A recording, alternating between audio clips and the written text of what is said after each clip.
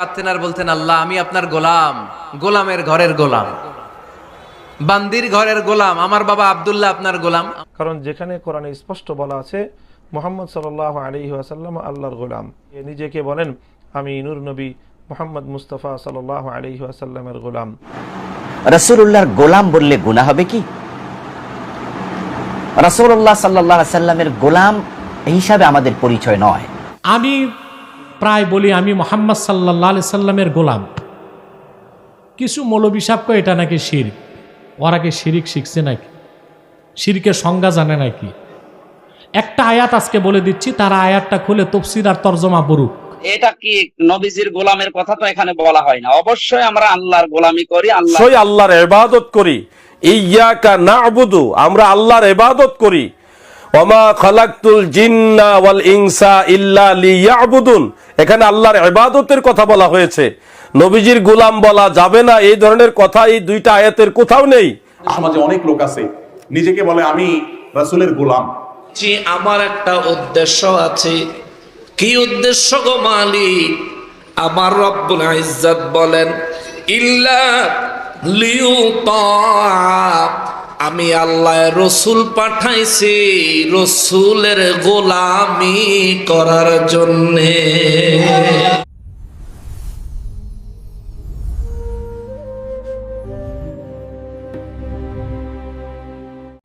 আসসালামু আলাইকুম ওয়া রাহমাতুল্লাহি ওয়া বারাকাতুহু। যারা আমার এই ভিডিওটি দেখছেন দেশে ও প্রবাসে সবাইকে আন্তরিক মোবারকবাদ। দর্শক শ্রোতা, আমাদের প্রিয় নবীজির গোলাম বলে দাবি করলে আসলে এটা শিরিক করা হয়। সকলেই আল্লাহর গোলাম। দর্শক শ্রোতা, আজকে আপনাদের সামনে কুরআন সুন্নাহ মতে কিছু দলিল ভিত্তিক আলোচনা তুলে ধরবো, যে ভিডিওগুলো আপনারা দেখলে আপনারা সঠিক সমাধান পেয়ে যাবেন। আসলে কি পৃথিবীতে যারা মানুষ আছে তারা যদি মুসলমানরা যদি নবীর গোলাম বলে দাবি করে আসলে কি শিরিক হয়, সেই ব্যাপারে আজকে আপনাদের সামনে তুলে ধরবো। তবে যারা এই কথার বিরোধিতা করে বা এই কথার বিরুদ্ধে কথা বলে, চলুন প্রথমে তাদের বক্তব্যটুকু দেখে আসি। কাঁদতেন আর বলতেন, আল্লাহ আমি আপনার গোলাম, গোলামের ঘরের গোলাম, বান্দির ঘরের গোলাম, আমার বাবা আব্দুল্লাহ আপনার গোলাম, আমার মা আমিনা আপনার বান্দি, আমার 14 গোষ্ঠী আপনার গোলাম। নাসিয়াতি বিয়াদিক, আমার মাথার চুলের ঝুঁটি আপনার হাতের মুঠোয়, আপনি ডানে টান দিলে আমি ডানে, আপনি বায়ে ঝাঁকুনি মারলে আমি বায়ে। সুবহানাল্লাহ পড়বেন না? কি বিনয়ী রাসূল। তারপরে ওইটা সেকেন্ড পর্যায়ে বলতেন। আগে বলতেন ইন্নী আব্দুল্লাহ, আমি আল্লাহর গোলাম, ওয়া রাসূল, এবং আল্লাহর রাসূল। সুবহানাল্লাহ পড়েন। তাহলে কোরআন প্রথম যে পরিচয় আমার প্রিয় নবীর পরিচয়টা দিল সেটা হচ্ছে আমার নবী ছিলেন রাসূলুল্লাহ। আওয়াজ করে বলেন তিনি কি ছিলেন? মুহাম্মাদুন রাসূলুল্লাহ। এটা কোরআনের ভাষ্য। আমার সাথে সাথে পড়েন মুহাম্মাদুন রাসূলুল্লাহ। মুহাম্মদ সাল্লাল্লাহু আলাইহি ওয়াসাল্লাম হচ্ছেন আল্লাহর রাসূল। তবে তার জীবনের দুইটা ডাইমেনশন। এক ডাইমেনশনে তিনি গোলাম, কার? আর এক ডাইমেনশনে তিনি রাসূল, কার? তাহলে আমার নবীর প্রথম পরিচয় ক্লিয়ার। প্রথম পরিচয় কি? রাসূলুল্লাহ। আওয়াজ করে বলতে হবে প্রথম পরিচয় কি?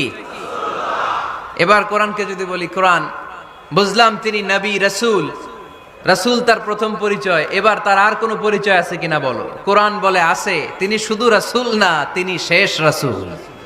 নাম একজন ভাই জানতে চেয়েছেন কোন ব্যক্তি নিজেকে রাসূলুল্লাহর গোলাম বললে গুনাহ হবে কি? রাসূলুল্লাহ সাল্লাল্লাহু আলাইহি সাল্লামের গোলাম হিসাবে আমাদের পরিচয় নয়। আমাদের পরিচয় রাসূলের উম্মত, আমরা আল্লাহর বান্দা। কোন সাহাবী নিজের বিনয় প্রকাশ করতে গিয়ে নিজেকে রাসূলুল্লাহর গোলাম বলেছেন, এটা আমরা পাই না। আবু বকর সিদ্দিক রাদিয়াল্লাহু তাআলা আনহু বিশ্বনবীর সবচেয়ে প্রিয় জন ছিলেন, কিন্তু তিনি নিজেকে রাসূলের গোলাম বলে পরিচয় দিয়েছেন এমন কোন হাদিস আপনার চোখে পড়েছে? ওমর ফারুক রাদিয়াল্লাহু তাআলা আনহু বিশ্বনবীর প্রতি সবচেয়ে শ্রদ্ধাভাজন অন্যতম সাহাবী ছিলেন। রাসূলের সবচেয়ে বেশি শ্রদ্ধা লালন করতেন নিজের মনে, রাসূল উনাকে বেশি ভালোবাসতেন। কেউ নবী হলে রাসূলের পরে ওমর হতো সেই নবী, কিন্তু তিনি কি কখনো বলেছেন আমি রাসূলের গোলাম? সাহাবায়ে কেরাম এই ভাষা ব্যবহার করতেন না। পরবর্তী ওলামারাও এটা ব্যবহার করেননি, বরং আমরা রাসূলের উম্মত। আল্লাহর হাবিবও উম্মতি উম্মতি এ শব্দ বারবার বলেছেন। এখন আমরা কেন হঠাৎ করে গোলাম শব্দ বলে তৃপ্তি পাবো? এ শব্দ সন্দেহ তৈরি করে। টাকনুর নিচে কাপড় পরলে যেমন সন্দেহ তৈরি হয়, অহংকার না থাকলেও হাদিসে আছে অহংকার বসে টাকনুর নিচে কাপড় পরলে আল্লাহ ফিরে তাকাবেন না। তো কেউ যদি বলে আমার তো অহংকার নাই, আমি টাকনুর নিচে কাপড় পরব, লোকজন তাকিয়ে দেখবে, লোকজন তার বুঝবে না অহংকার আছে কিনা, আপনার ব্যাপারে বদ ধারণা করবে, মনে করবে যে আলেম হইয়া উনি টাকনুর নিচে কাপড় পরে, কিন্তু আপনার অন্তর অহংকার না, এটা আপনিই না জানেন যে আপনি কোন সেন্সে পড়েছেন।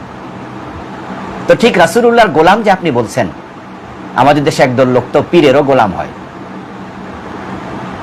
পীর বাবা বলে, আবার অনেকে পীরকে সেজদা করে, পীরের ইবাদত পর্যন্ত করে।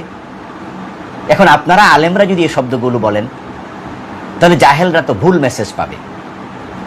আপনি হয়তো গোলাম বলতে দাস বুঝিয়েছেন, চাকর বুঝিয়েছেন, কিন্তু পীর সাহেবের সেজদা দানকারীরা তো বুঝবে যে আমরা আব্দ এই অর্থে, অথচ আমরা তো আল্লাহর দাস। এই জন্য আলেম ওলামারা রাসূলের গোলাম এই শব্দটি বলা মোটেও শোভনীয় নয়, মোটেও সমীচীন নয়।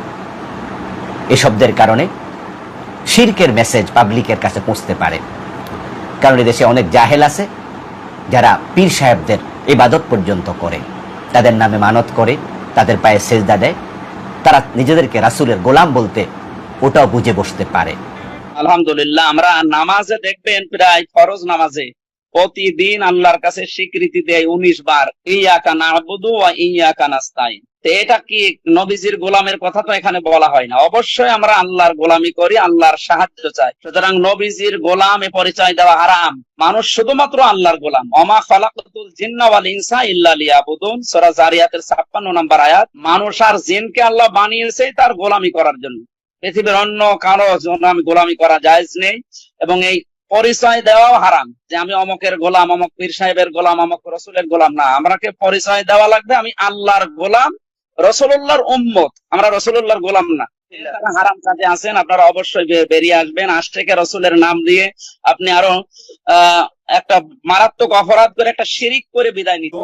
নিজেকে রাসূল সাল্লাল্লাহু আলাইহি ওয়াসাল্লামের গোলাম দাবি করা যাবে কি না? আমাদের সমাজে অনেক লোক আছে নিজেকে বলে আমি রাসূলের গোলাম। গোলাম শব্দ এটার আরবি একটা অর্থ আছে, আর ফার্সি উর্দুতে এটার আরেকটা ব্যবহার আছে। সাধারণত আরবিতে গোলাম বলা হয় বালককে, বাচ্চাকে, শিশুকে বলা হয় গোলাম। আর ফার্সিতে, উর্দুতে বা আমাদের বাংলা ভাষায়ও সচরাচর গোলাম বলতে বোঝানো হয় দাস। গোলাম বলতে বোঝানো হয় কি? তো আমরা তো আমাদের প্রিয় নবী সাল্লাল্লাহু আলাইহি সাল্লামের বালক, শিশু বা তার বাচ্চাও না, আর তার সে অর্থে দাস বলতে যেটা বোঝানো হয় তার দাসও। আমরা কার দাস? স্বয়ং আমাদের নবীজি সাল্লাল্লাহু আলাইহি সাল্লামও কার দাস? আল্লাহর দাস। অতএব ওই অর্থে আমরা মুসলমান কেউই নবী করিম সাল্লাল্লাহু আলাইহি সাল্লামের গোলাম না।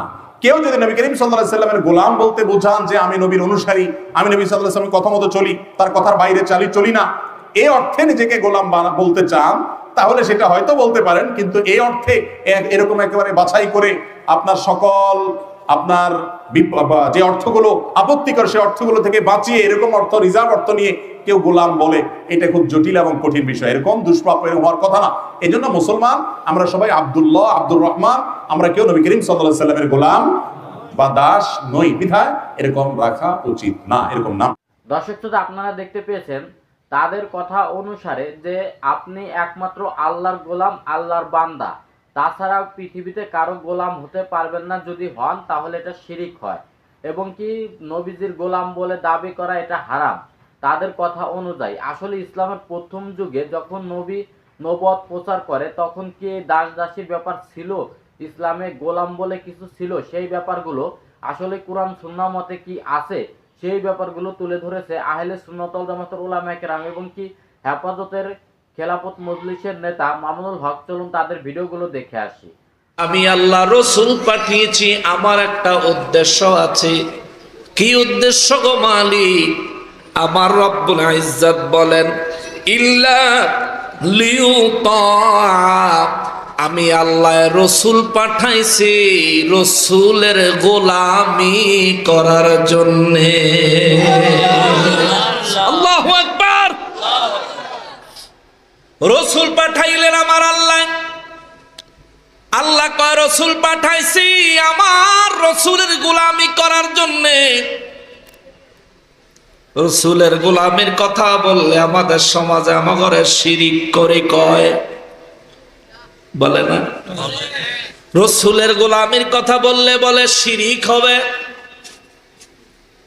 রসুলের গোলামের কথা বললে বলে মুশরিক হয়ে যাবে। কিন্তু রব্বুল ইজ্জত কয় আমি রসুল পাঠাইছি তার গোলামি করার জন্য। জোরে কন্যা সুবহানাল্লাহ। সাহাবায়ে কেরাম বলেন নবী গো, ওগো রাহমাতুল লিল আলামিন, আল্লাহ রসুল পাঠাইলেন গোলামি করার জন্য। ইয়া রাসূলুল্লাহ সাল্লাল্লাহু আলাইহি ওয়াসাল্লাম, আমরা জানতে পেরেছি রব্বুল আলামিন এই জমিনে 1,24,000 পয়গম্বর পাঠিয়েছেন। ও দয়াল নবীজি, সমস্ত পয়গম্বররা কি রসুল? আমার নবী বললেন না না না, সমস্ত পয়গম্বরেরা রসুল না। নবী গো, তাইলে রসুল কারা? আমার নবী বলেন পয়গম্বরের সংখ্যা হলো 1,24,000, রসুলের সংখ্যা হলো 300। আমার আল্লাহ সমস্ত নবীদেরকে পাঠাইছেন উম্মতেরা যেন তাদের আনুগত্য করে, গোলামি করে, কিন্তু স্পেশালি রসুলদেরকে পাঠাইছেন আমার আল্লাহ নিজে নির্দেশ দিয়েছেন, ওয়ামা আরসালনা মির রাসূলিন ইল্লা লিইউতা। রসুলদের আনুগত্য যেন উম্মতেরা করে, রসুলদের গোলামি যেন উম্মতেরা করে। বিশেষ করে আমি নবী রহমাতুল লিল আলামিনের গোলামি করার জন্য আমার রব্বুল ইজ্জাত নির্দেশ দিয়েছেন, ওয়ামা আরসালনা মির রাসূলিন ইল্লা লিইউতা। আল্লাহ কয় আমি আমার হাবিবকে পাঠাইছি তোমরা তার গোলামি করবা, গোলামি করবা। কেন? আল্লাহ কয় বিইذنিল্লাহ, এটাই আমি আল্লাহর নির্দেশ। আল্লাহু আকবার। আমি প্রায় বলি আমি মুহাম্মদ সাল্লাল্লাহু আলাইহি সাল্লামের গোলাম। কিছু মৌলবী সাহেব কয় এটা নাকি শিরক। ওরা কি শিরিক শিখছে নাকি? শিরকের সংজ্ঞা জানে নাকি? যেগুলো নেটে সমালোচনা করছে, যেগুলো নাদান এবং মূর্খ, এটার জবাব বহুবার আমরা বুখারী শরীফ থেকে দিয়েছি। একটা আয়াত আজকে বলে দিচ্ছি, তারা আয়াতটা খুলে তাফসীর আর তরজমা পড়ুক। আল্লাহ কোরআন শরীফে তার রসুলকে বলেছেন, কুল ইয়া ইবাদি। মুহাম্মদ সাল্লাল্লাহু আলাইহি সাল্লাম, আপনি উম্মতকে বলেন হে আমার বান্দারা। আল্লাহ তার রাসূলকে বলেছেন আপনি উম্মতকে বলেন আমার বান্দারা। কোন অর্থে? আমরা আল্লাহর বান্দা, আল্লাহর ইবাদত করি। আর রসুল্লাহকে আল্লাহ উম্মতকে বান্দা বলতে এই জন্য বলছেন কারণ উম্মত রসুলুল্লাহর ইতাআত করে, আনুগত্য করে। তো যেহেতু রসুলুল্লাহর বান্দা এই শব্দটা আল্লাহ কোরআনে উল্লেখ করছেন, আমরা যদি বলি আমরা নূর নবীজি মুহাম্মদ সাল্লাল্লাহু আলাইহি ওয়াসাল্লামের গোলাম, তা তো কোনো অবস্থায় শিরক হইতে পারে না। কথা বুঝেন নাই? বুখারী শরীফের মধ্যে হাদিসও আসছে এই ব্যাপারে। আসলে ওরা ওই যে আহলে কোরআনদের মতো কিছু শব্দ পড়ে, তাফসীর আর ব্যাখ্যাতে যায় না। আচ্ছা বলেন তো ভাই, আল্লাহকে তো মাওলা বলা হয়, কি বলা হয়? আংতা মাওলানা ফানসুরনা আলাল কওমিল কাফিরিন। হে আল্লাহ, তুমি আমাদের মাওলা, তুমি আমাদের কাফিরদের উপর সাহায্য করো। তাহলে যেই মৌলবীগুলো আমারে বলে রসুল্লাহর গোলাম আমি, এটা বলে শিরক হবে, তোমাদের নামে মাওলানা লেখছো কেন? তো বেটা তুমি নিজেই তো মুশরিক, তুমি নিজেই তো মুশরিক। মুশরিকের মুখে তো শিরকের বিরুদ্ধে ফতোয়া মানায় না। আল্লাহ কোন অর্থে মাওলা আর তুমি আমি কোন অর্থে মাওলানা লেখি, এটি তো বুঝো না। মাওলার অনেক অর্থ। মাওলার এক অর্থ হচ্ছে মালিক, মাওলার এক অর্থ অভিভাবক, মাওলার এক অর্থ নেতা, মাওলার আরেক অর্থ চাকর।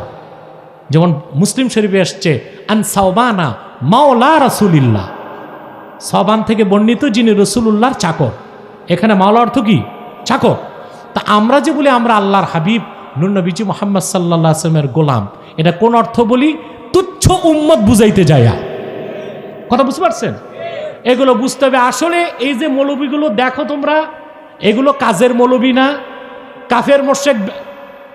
কাফের মোশরেক বেঈমান নাস্তিকদের বিরুদ্ধে তাদের কোনো বক্তব্য নাই, তাদের কোনো কথা নাই, তাদের কোনো চিন্তাও নাই। তারা আছে শুধু নিজেদের মধ্যে খোঁচাখুচি করে দূরত্ব সৃষ্টি করা, এই মাসলাকে দ্বন্দ্ব সৃষ্টি করা আর কাফের মুশরিককে সুযোগ করে দেওয়া। এই সব মৌলবীদের ফতুয়ায় কথায় তোমরা বিভ্রান্ত হয়েও না। এখন সারা দেশ যেখানে এক হয়ে গেছে, আহলে কোরআন দাবিদার ইহুদিটা পরাজয়ের পর আমাদের পক্ষ নিল, হ্যাঁ, তাদের বিপক্ষ নিল, সেখানে তারা আমাদের বিরোধিতা করছে, মানি পরোক্ষভাবে তারা কাফেরেরই পক্ষ নিছে। এরা কাদের অনুসারী তাও বলি দিই, এদের আবার মনে করো না সব মাদ্রাসার আলেম, এরা হচ্ছে ওই যে নোট আছে ভোট নাই, ওগুলোকে আমি আন্ডার এস্টিমেট, এগুলোকে আমি ধরি না, গণিও না, কারণ আমি সংখ্যাধিক্যে বিশ্বাসী নই, আমি কোয়ালিটিতে বিশ্বাসী। আল্লাহ কবুল করুক, মঞ্জুর করুক, বলুন আল্লাহ আমিন। নাউযুবিল্লাহি মিন যালিক। নিঃসন্দেহে এই বক্তব্য গুস্তাকে রাসূল, দুশমনে রাসূলদের বক্তব্য। কখনো এটা কোনো মুত্তাকি, মুহাক্কিক, ফরহেজগার, আশিকে রাসূল, আলিমের বক্তব্য হতে পারে না। আমরা অবশ্যই আল্লাহর ইবাদত করি, ইয়্যাকা না'বুদু, আমরা আল্লাহর ইবাদত করি। ওমা খালাকতুল জিন্না ওয়াল ইনসা ইল্লা লিয়াবুদুন, এখানে আল্লাহর ইবাদতের কথা বলা হয়েছে, নবীজির গোলাম বলা যাবে না, এই ধরনের কথা এই দুইটা আয়াতের কোথাও নেই। আল্লাহর ইবাদত অবশ্যই আমরা করি, কিন্তু কেউ যদি মুহাব্বতান, তাজিমান, তাকরিমান রাসূল পাকের গোলাম বলেন, সেটা ইসলাম নিষেধ করেনি। প্রিয় দর্শক শ্রোতা, আপনার একটা হাদিস শরীফ লক্ষ্য করুন, যে হাদিসটা সহিহ মুসলিমের 6011 নং হাদিস, ইসলামিক ফাউন্ডেশনের 5678 নং হাদিসের মধ্যে উল্লেখ রয়েছে, মুসনাদ আহমদের 9964 নং হাদিসের মধ্যে উল্লেখ, ইমাম বাইহাকি রাহমাতুল্লাহ আলাইহির সুনানুল কুবরা এর 15812 নং হাদিসের মধ্যে উল্লেখ। এছাড়াও আরো অনেক হাদিস গ্রন্থের মধ্যে হাদিসটা উল্লেখ রয়েছে। স্ক্রিনে আপনারা সম্পূর্ণ হাদিসটা খেয়াল করুন। আন আবি হুরায়রা রাদিয়াল্লাহু আনহু আন্না রাসূলুল্লাহি সাল্লাল্লাহু আলাইহি ওয়াসাল্লাম قال لا يقولن احدكم عبدي واماتي كلكم عبيد الله وكل نسائكم إماء الله ولكن ليقول غلامي وزاريتي وفتايا وفتاتي। এটা সহিহ মুসলিমের হাদিস, একেবারে সম্পূর্ণ বিশুদ্ধ সনদের হাদিস। এই হাদিসের বাংলা অনুবাদ ইসলামিক ফাউন্ডেশন বাংলাদেশ যেভাবে করেছেন, আপনারা স্ক্রিনে ওইভাবে ফলো করুন, লক্ষ্য করুন। হযরতে আবু হুরায়রা রাদিয়াল্লাহু আনহু থেকে বর্ণিত যে রাসূলুল্লাহ সাল্লাল্লাহু আলাইহি ওয়াসাল্লাম বলেছেন, তোমাদের কেউ আমার আব্দ ও আমাত, আমার বান্দা, আমার বাদী বলবে না, কেননা তোমাদের প্রত্যেক পুরুষই আল্লাহর বান্দা এবং তোমাদের প্রত্যেক মহিলাই আল্লাহর বাদী, বরং বলবে গুলামি ওয়া জারিয়াতি ওয়া ফাতায়া ওয়া ফাতাতি, অর্থাৎ আমার সেবক, আমার সেবিকা, এটা বলবে। সহিহ মুসলিমের এই হাদিস থেকে সুস্পষ্টভাবে বোঝা যায় আল্লাহ রসুল সাল্লাল্লাহু আলাইহি ওয়াসাল্লাম, আমাদের দয়াল নবীজি অনুমতি দিয়েছেন, কোন ব্যক্তি ইচ্ছা করলে তার অধীনস্থ কৃতদাসকে গোলামি বা আমার গোলাম, আমার সেবক, আমার সেবিকা, এই ধরনের কথা বলতে পারবে। এটা স্বয়ং সহিহ মুসলিমের হাদিস। এই দৃষ্টিতে কেউ যদি আল্লাহ রসুলের গোলাম দাবি করেন, তাহলে এটা অবশ্যই জায়েজ হবে, অবশ্যই জায়েজ হবে, রাসূলের অনুমতি সাপেক্ষে জায়েজ হবে, সহিহ হাদিস মোতাবেক জায়েজ হবে। প্রিয় দর্শক শ্রোতা, এ বিষয়ে আপনারা আরেকটা হাদিস শরীফ লক্ষ্য করুন, যেটা ইমাম বাইহাকি রাহমাতুল্লাহ আলাইহির আল ইতিকাদ কিতাবের 341 নং হাদিসের মধ্যে উল্লেখ রয়েছে। ইমাম হাকিম নিসাপুরি রাহমাতুল্লাহ আলাইহির আল মুস্তাদরাক গ্রন্থের 434 নং হাদিসের মধ্যে উল্লেখ রয়েছে। এছাড়াও আরো বহু হাদিস গ্রন্থের মধ্যে আপনারা হাদিসটা পাবেন। হযরতে সাঈদ ইবনুল মুসাইয়িব রাহমাতুল্লাহ আলাইহি তিনি বর্ণনা করেন, ওমর ইবনুল খাত্তাব রাদিয়াল্লাহু আনহু একবার খুতবা দিতে গিয়ে বলেছিলেন, ওয়াযালিকা আন্নী কুনতু মা রাসূলিল্লাহি সাল্লাল্লাহু আলাইহি ওয়াসাল্লাম ফাকুনতু আবদাহু ওয়া খাদিমাহু। স্পষ্ট আপনারা খেয়াল করুন, হযরত ওমর আমিরুল মুমিনিন তিনি বলতেছেন, আমি রাসূল পাক সাল্লাল্লাহু আলাইহি ওয়াসাল্লামের সাথেই ছিলাম, ফাকুনতু আবদাহু ওয়া খাদিমাহু, আমি রাসূলের গোলাম ছিলাম এবং খাদেম, খেদমতগার ছিলাম, সেবক ছিলাম। হযরত ওমর বলতেছেন, আমি নবীর গোলাম ছিলাম। এখানে আব্দুল শব্দটা গোলাম অর্থে নেওয়া হয়েছে। তাহলে উনি এই বক্তা বলে দিলেন যে নবীর গোলাম বললে হারাম হয়ে যাবে, শিরক হয়ে যাবে। এই ফতোয়াটা কার উপরে পড়তেছে? হযরত ওমরের উপরে পড়তেছে। নাউযুবিল্লাহি মিন যালিক। প্রিয় দর্শক শ্রোতা, নিশ্চয়ই আপনাদের জানা আছে রাসূল আকরাম সাল্লাল্লাহু আলাইহি ওয়াসাল্লাম, আমাদের দয়াল নবীজির একাধিক বহু সংখ্যক গোলাম ছিল। সাহাবীদের মধ্য থেকে নবীজির গোলাম ছিল। আমি কয়েকজনের নাম বলতেছি, আপনারা লক্ষ্য করুন। হযরতে যায়েদ ইবনে হারেসা রাদিয়াল্লাহু আনহু, হযরতে সাওবান রাদিয়াল্লাহু আনহু, হযরতে আবু রাফি রাদিয়াল্লাহু আনহু এবং সাফিনা রাদিয়াল্লাহু আনহু, এরা সবাই রাসূলের গোলাম ছিল, আল্লাহর রাসূলের গোলাম ছিল ওনারা। এবং নবীর গোলাম পরিচয় দিয়ে তিনারা বাঘের খপ্পর থেকে পর্যন্ত রক্ষা পেয়েছে। আল্লাহর রসুলের গোলাম পরিচয় দিলে যদি এটা হারাম হয়, শিরক হয়, তাহলে ওই বক্তার ফতোয়া মোতাবেক এই চারজন সাহাবীর উপরে কি ফতোয়া দিবেন আপনারা? লা হাওলা ওয়ালা কুওয়াতা ইল্লা বিল্লাহ।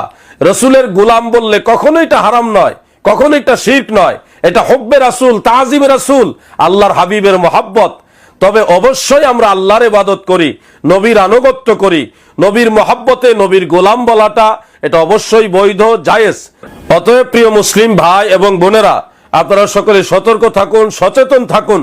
এই নজদি বাহিনী, নবীর দুশমনেরা কৌশলে রাসূলে পাক সাল্লাল্লাহু আলাইহি ওয়াসাল্লামের শান, মান, মহান মর্যাদার বিরুদ্ধে কথা বলে থাকে। এরা মূলত নবীর পক্ষের শক্তি নয়, এরা নবীর দুশমন, ইয়াজিদের দোসর, ইয়াজিদের দালাল। আল্লাহ পাক আমাদের সবাইকে জীবনের শেষ নিঃশ্বাস পর্যন্ত আল্লাহ তাআলার ইবাদত, রাসূলে পাকের মহব্বত, নবীর গোলামি করতে করতে যেন কবর পারে যেতে পারি। আল্লাহ তৌফিক দান করুক, আমিন। সাল্লামের গোলাম এ কথা বলা যাবে? আমাদের দেশে একজন নামকরা বক্তা রয়েছেন, তিনি সবসময় মিলাদ কিয়ামের পক্ষে কথা বলতে গিয়ে নিজেকে বলেন, আমি নূর নবী মুহাম্মদ মুস্তাফা সাল্লাল্লাহু আলাইহি ওয়াসাল্লামের গোলাম। কথাটা কি শিরক কিনা বিষয়টি জানাবেন। প্রিয় দর্শক, আমরা জানি যে গোলাম শব্দটি এটি আসলে আরবিতেও এক শব্দ ব্যবহার হয়, আবার গোলাম শব্দটি ফার্সি ভাষায় ব্যবহার হয়, এবং দুই ভাষায় গোলাম শব্দের অর্থ সম্পূর্ণ ভিন্ন ভিন্ন। আরবি ভাষায় গোলাম বলা হয় সন্তানকে, অথবা বালককে, ছোট মানুষকেও গোলাম বলা হয়, সন্তানকেও গোলাম বলা হয়। আরবি ভাষায় গোলামের এই অর্থ। আর ফার্সি ভাষায় গোলামের অর্থ যেটা বাংলায় আমরা বুঝি যে গোলাম মানে হলো কৃতদাস, এরকম দাস অর্থে গোলাম ব্যবহার হয়। আরবিতে এই দাস অথবা গোলামের প্রতিশব্দ হলো আব্দ। এজন্য কোরআনে পাকের মধ্যে আল্লাহর নবীকে আব্দুল্লাহ বলা হয়েছে এবং আব্দুহু বলা হয়েছে। রাসূল সাল্লাল্লাহু আলাইহি ওয়াসাল্লাম হলেন আল্লাহ পাকের আব্দ। ওই আব্দের অনুবাদ আমরা বাংলা ভাষায় করে থাকি গোলাম, এবং এই গোলাম শব্দটি বাংলা ভাষায় এসেছে মূলত ফার্সি থেকে। এখন প্রশ্ন হলো, কোনো ব্যক্তি আল্লাহর গোলাম হওয়া ছাড়া বা আল্লাহর দাস হওয়া ছাড়া অন্য কোনো মানুষের দাস হতে পারে কিনা? এই বিষয়ের স্পষ্ট জবাবের জন্য আমাদেরকে আরেকটি বিষয় বুঝে নিতে হবে। সেটি হলো, দেখেন, আসলে দাস দুই অর্থে ব্যবহার হয়। যেমন আল্লাহ রসুলের যুগেও, ইসলামের প্রথম যুগেও দাস প্রথা বিদ্যমান ছিল। সেখানে একজন মানুষ আরেকজনের কৃতদাস হিসেবেও থাকত। সেই কৃতদাসের প্রথা এটি ইসলাম ধর্মে সিদ্ধ এবং বৈধ পন্থায় ছিল। যারা কৃতদাস তাদেরকে কোনো ব্যক্তির দাস বলা হতো, কোনো ব্যক্তির গোলাম বলা হতো, কোনো ব্যক্তির আব্দ বলা হতো, যে আব্দু ফুলানিন, অমুকের দাস, অমুকের কৃতদাস, অমুকের গোলাম, এই অর্থে। আবার আল্লাহ পাক রব্বুল আলামিনের আব্দুল্লাহ ওয়া রাসূলুহু আব্দুহু, আল্লাহ পাকের দাস, এই অর্থেও ব্যবহার হয়। তাহলে কোনো মানুষের দাস হতে পারে না, এটা ঠিক একেবারে সম্পূর্ণ এভাবে বলা যায় না। তবে যেই অর্থে আল্লাহর দাস, সেই অর্থে মানুষ অন্য কোনো মাখলুকের দাস হতে পারে না।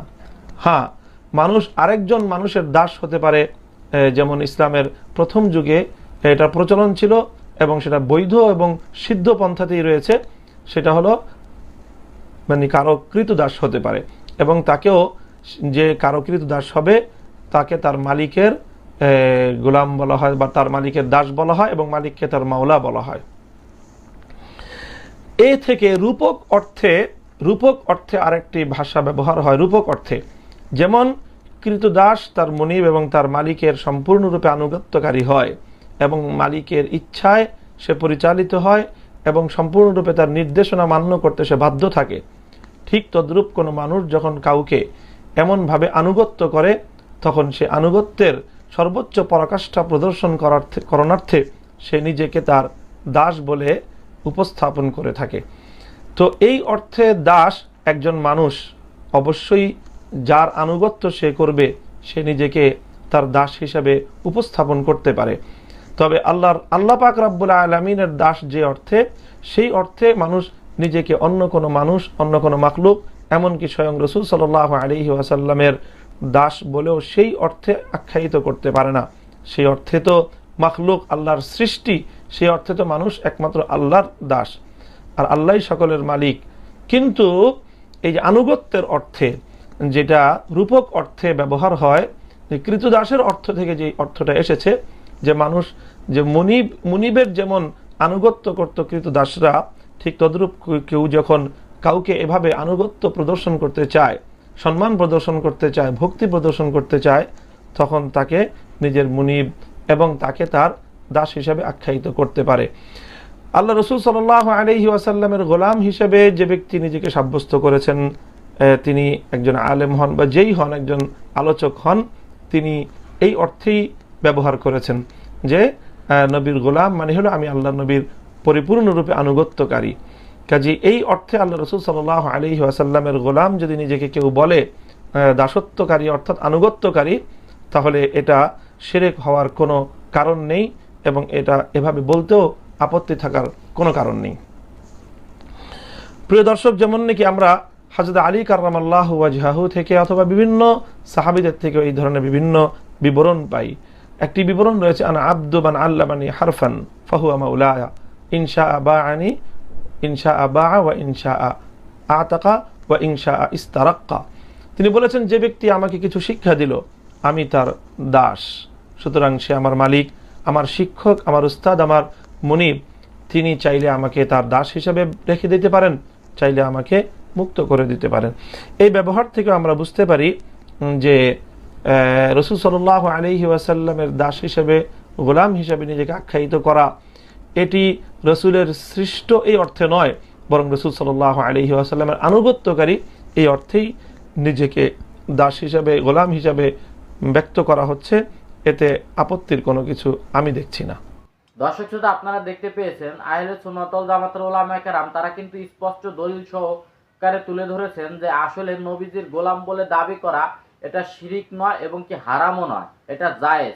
আসলে একজন আশিকি নবীর গোলাম বলে দাবি করে, একজন নবী প্রেমিকই নবীর গোলাম বলে দাবি করে, যে কোরআন সুন্নাহ মতে সঠিক ইসলামে আছে সেই একমাত্র নবীর গোলাম বলে দাবি করে থাকে।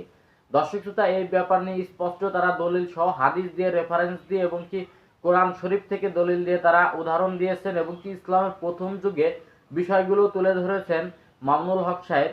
আপনারা অবশ্যই বুঝতে পেরেছেন যারা এর বিরোধিতা করে তারা আসল হক নয়, আর যারা এর কথা বলছে তারাই হক বা তারাই সত্য বলছে। দর্শক শ্রোতা, তবে আজকের এই ভিডিওটি এই পর্যন্ত। ভিডিওটি যদি ভালো লাগে অবশ্যই লাইক, কমেন্ট, শেয়ার করবেন এবং কি চ্যানেলটি সাবস্ক্রাইব করবেন। আল্লাহ হাফেজ।